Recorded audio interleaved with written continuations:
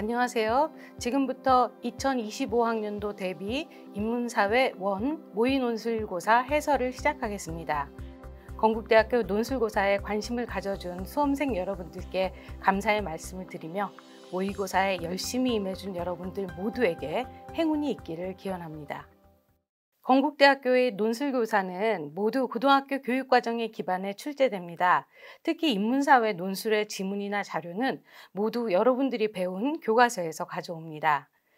건국대학교는 이번 논술고사를 통해 글이나 자료를 이해하고 분석하는 능력, 문학작품 이면의 의미를 파악하고 감상하는 능력, 추상적인 개념을 구체적인 사례에 적용하는 지식 활용 능력과 아울러서 인간다움에 대한 성찰성 등을 갖추고 있는 훌륭한 인재를 선발하려 합니다. 출제 형식에 대해 말씀드리겠습니다. 인문사회 논술은 대개 개념 지문 2개, 도표, 문학 지문으로 구성됩니다. 지문의 주제는 인문, 사회, 문학 분야로 다양합니다. 지문 사이의 다양한 연관성들을 생성해야 하는 것은 수험생의 주요 과업이겠죠. 모의 논술 문제 다 보셨죠? 예년과 같습니다. 새로운 형식의 문제에 대한 불안감을 갖지 마시고 여러분들이 편안히 논술 준비를 하시면 될 것 같습니다. 첫 번째 문제는 가와 나 두 개념 지문을 활용해서 도표를 분석하는 것이고, 두 번째 문제는 가와 나 두 지문을 활용하여 문학작품에 대해 분석하고 논하는 것입니다. 문제 1은 가와 나의 논지와 관계를 정확하게 이해한 후에 도표의 지표들이 어떤 의미를 갖는지 읽어내야 합니다. 그럼 지문의 내용을 분석해 볼까요? 가는 실존주의자인 사르트르와 하이데거가 말하는 인간의 특성을 설명하고 있습니다. 사르트르는 말합니다. 인간은 자유롭게 선택할 수 있으나 그 선택에 책임을 져야 한다. 그런 책임성을 인식하는 인간은 불안의 감정을 갖게 되는데 이 불안의 감정이 인간으로 하여금 선한 행동을 결심하게 하거나 실행하게 한다고요.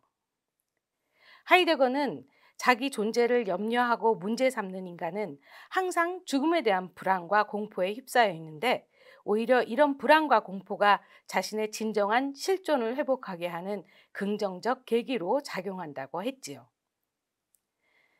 나는 인공지능 시대에 인공지능으로 대체될 수 없는 인간의 특성에 대해 설명하고 있습니다.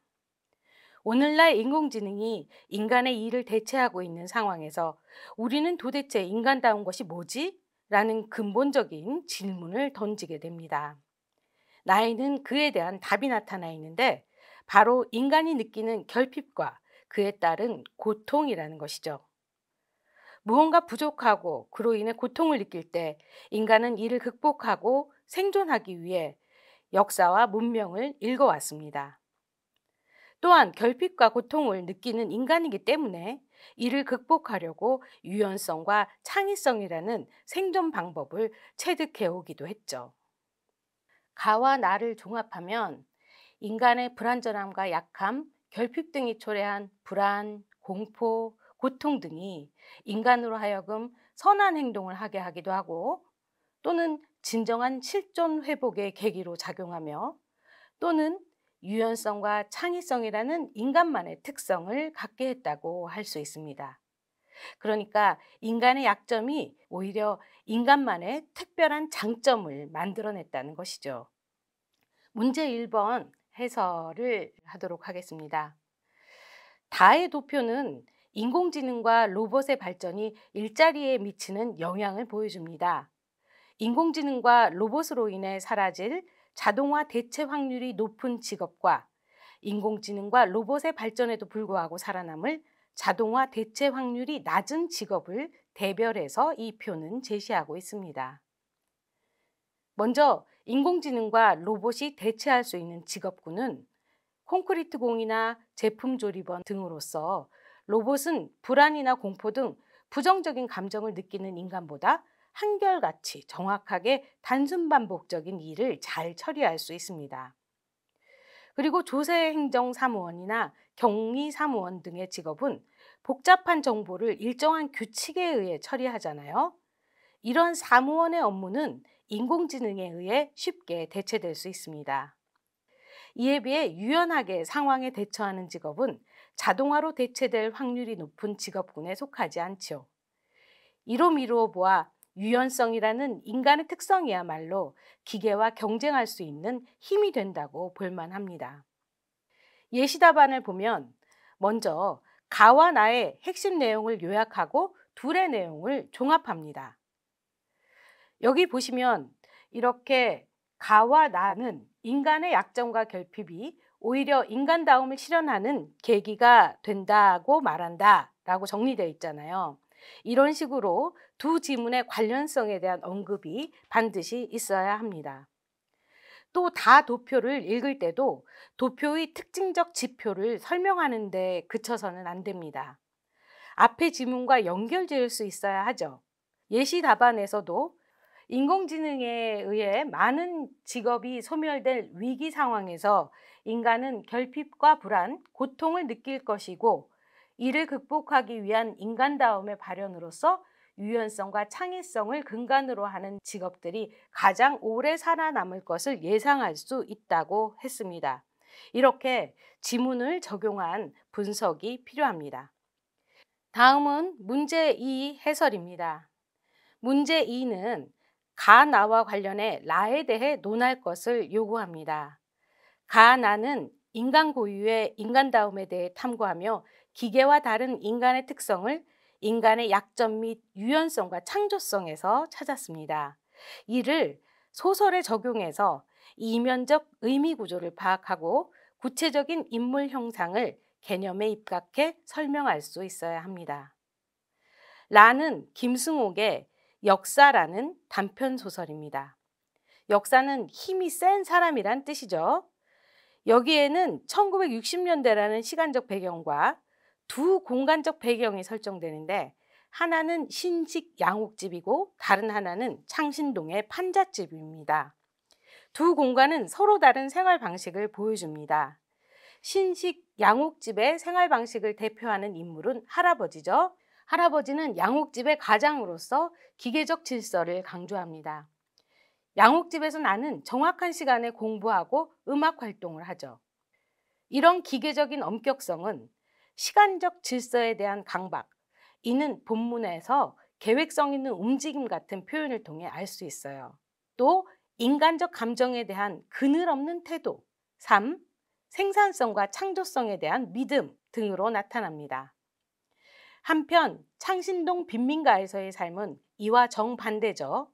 시간적 질서를 엄격히 지키려 하기보다는 통금 시간을 무시하고 새벽 2시에도 나다닐 정도고 그늘없는 태도와 정반대로 절망감 같은 부정적 감정이 마당을 넘어 방까지 들어차 있는 상태였죠.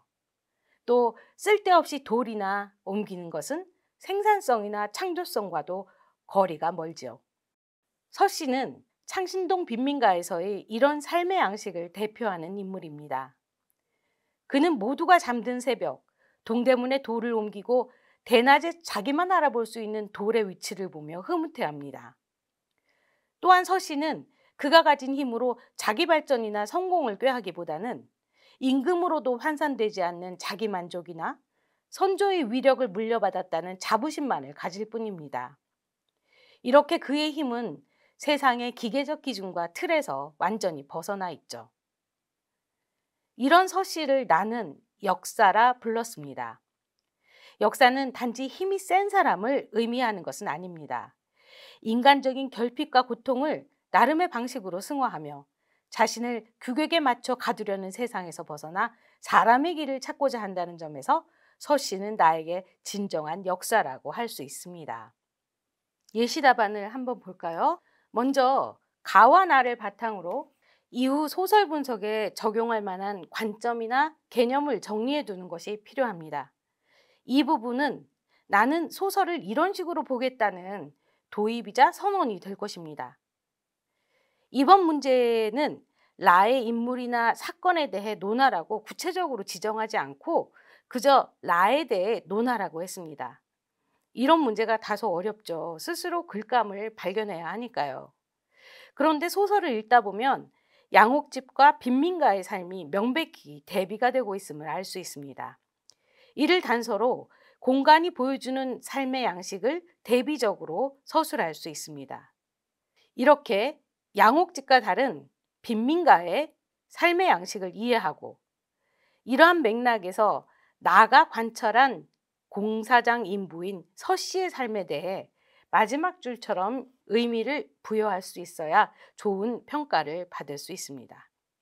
서 씨는 인간적 결핍과 고통을 나름의 방식으로 승화하며 자신을 규격에 맞추어 가두려는 세상에서 벗어나 사람의 길을 찾고자 한다는 점에서 진정한 역사라 할 수 있다. 이런 식으로 서 씨의 삶을 의미화하는 것으로 맞춰주시면 좋겠습니다. 이상으로 2025학년도 대비 인문사회 1 모의논술고사 해설을 마치도록 하겠습니다. 이번 모의논술고사도 작년과 유사한 유형으로 출제되었습니다. 본고사 역시 같은 형식으로 출제될 것을 약속드립니다. 익숙한 형식이니 두려움 없이 시험에 임해 여러분들의 역량을 유감없이 펼쳐주기 바랍니다. 학교에서 뵙겠습니다. 감사합니다.